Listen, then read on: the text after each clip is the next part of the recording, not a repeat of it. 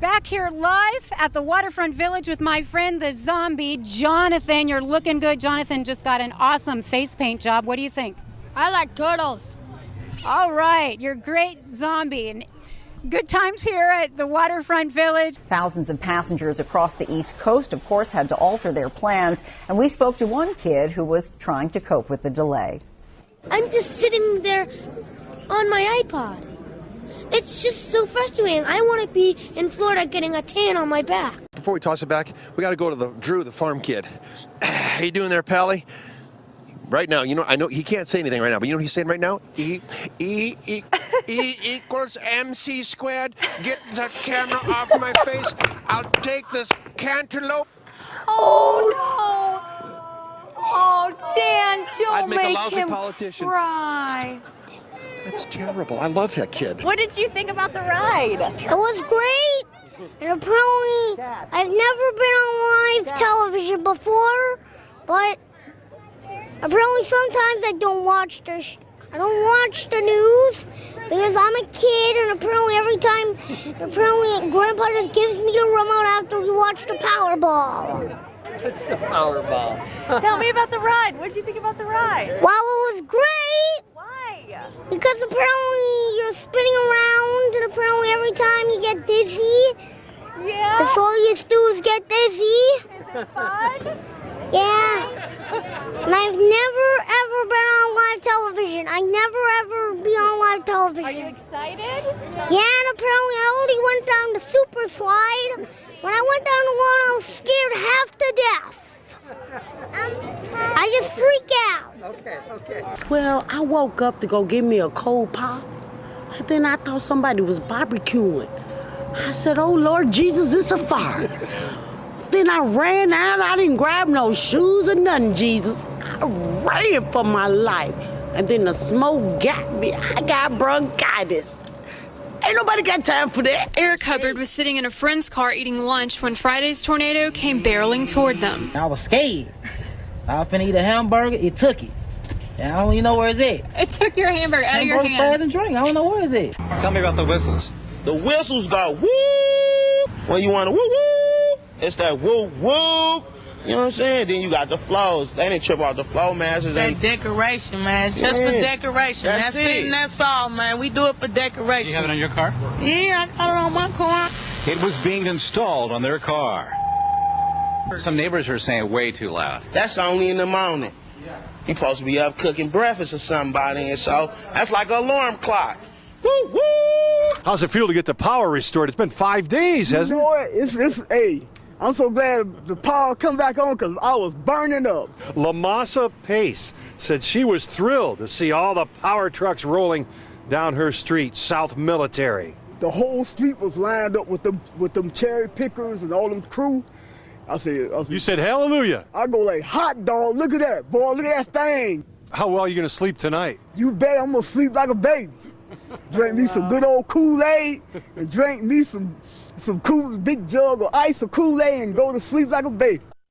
Kelly Dodson was asleep with her little girl inside their apartment on Webster Drive when I was attacked by some idiot from out here in the projects. He tried to rape me. He tried to pull my clothes off. Well, obviously we have a rapist in Lincoln Park. He's climbing in your windows. He's snatching your people up, trying to rape them. So y'all need to hide your kids, hide your wife, and hide your husband because they raping everybody out here. the attacker got loose and went out the upstairs window, but he did leave something behind. We got your T-shirt. You done left fingerprints and all. You are so dumb. You are really dumb. For real. You don't have to come and confess that you did it. We're looking for you. We gonna find you. I'm letting you know now, so you can run and tell that, homeboy.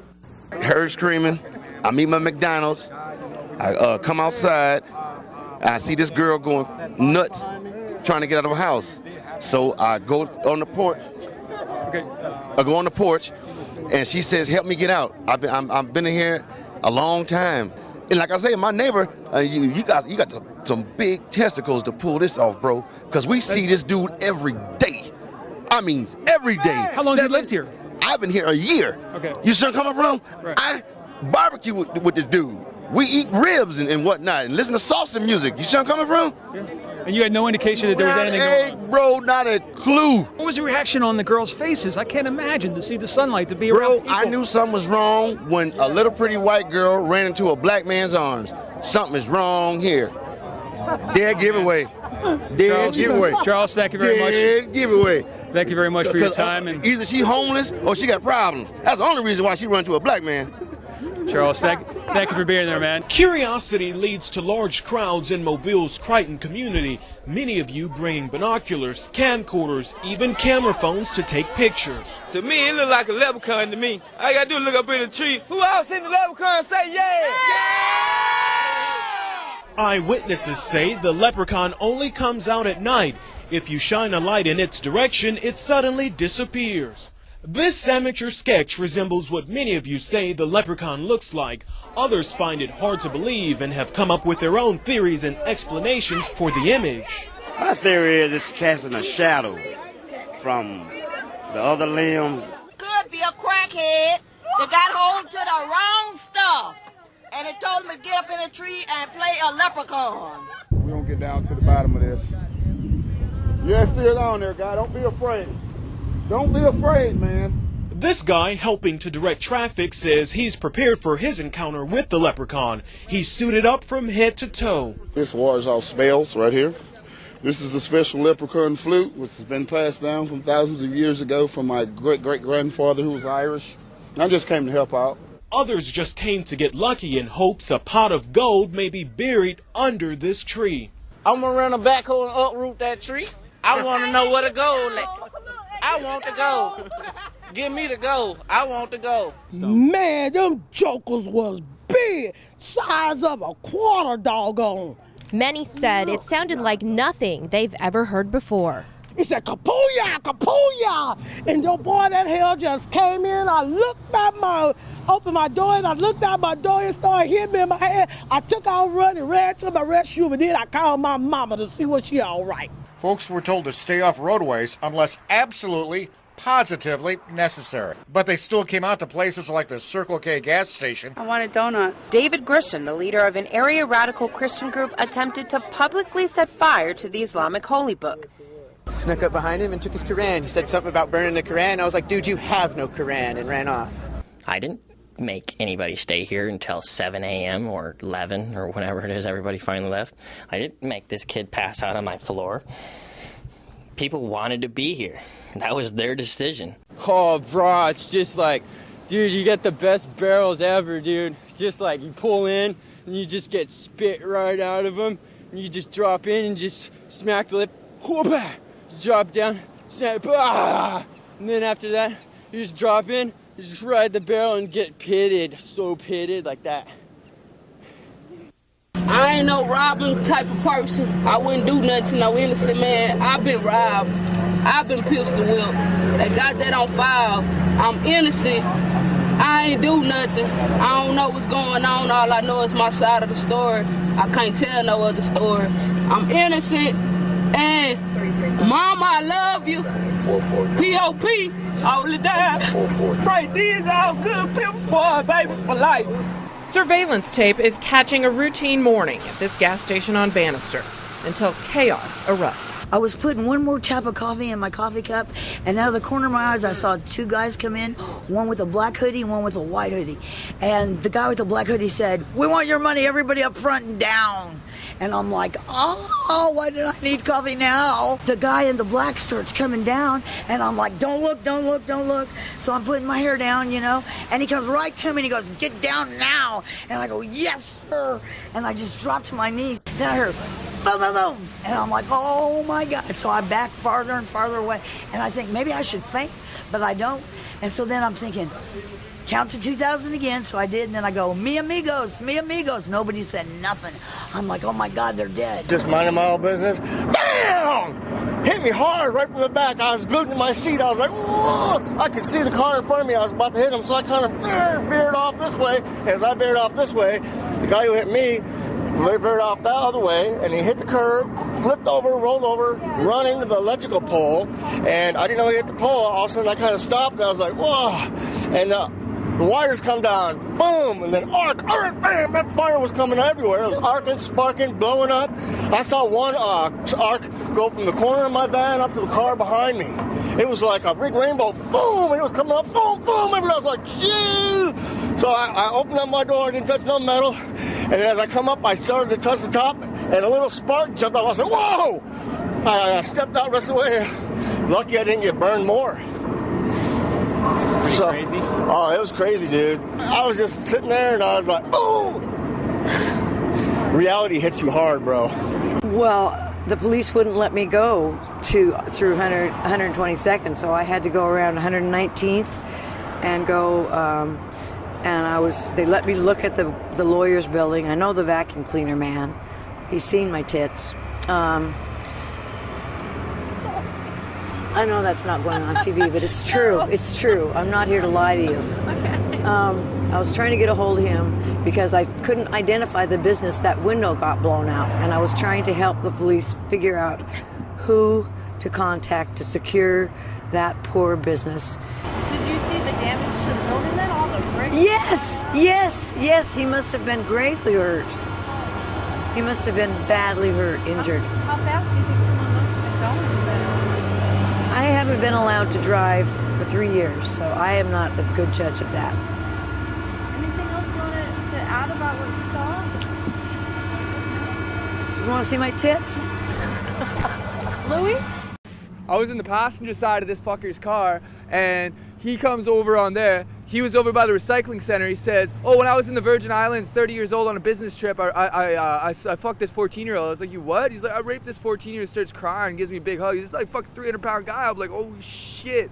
You must be fuckered, man. Like, what's he talking about? I didn't take him seriously at first. Comes driving down this way. He's like, you know what? I come to realize I'm Jesus Christ, and I can do anything I fucking want to. And watch this. Bam! And he smashed into this fucking guy right there. Pinned him in between that fucking truck.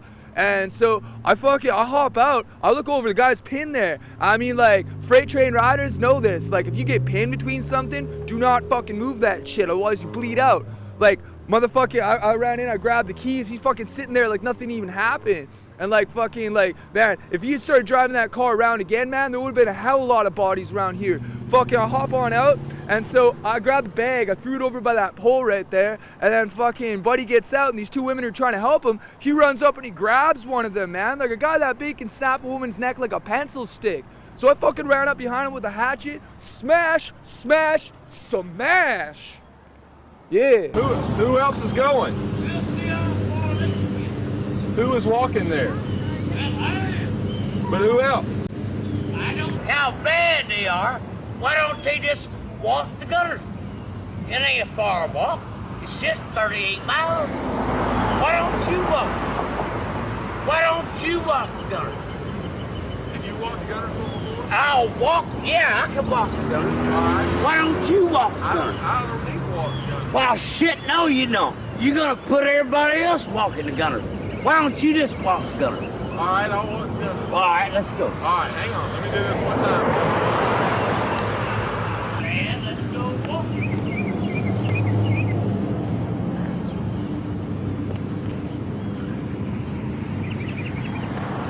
How about strutting that ass?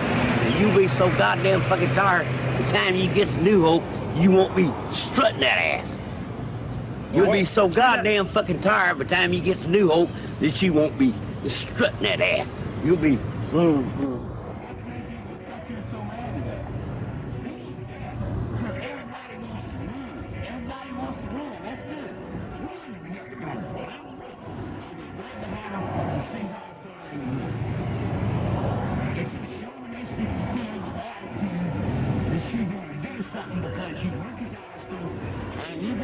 Mercedes-Benz, and you ain't gotta walk every day, so you gonna get out and strut that ass, strut that ass. When you start walking, my friend, and you get 10 and 15 miles on the highway, you won't be strutting that ass. You'll be half dead by the time you get there. So it's a chauvinistic pig attitude that Clinton's got. Strut that ass, strut that ass, strut that ass, strut that ass. And when you walk about 15 or 20 miles, you won't be strutting that ass. You'll be so fucking tired, you won't hard to hold that ass up. You won't be strutting that ass, strutting that ass. Yo, what's up, y'all? I got hands. For real. You want these hands? You want these hands? Fuck, bro, it's a prank, dog. We're filming a prank.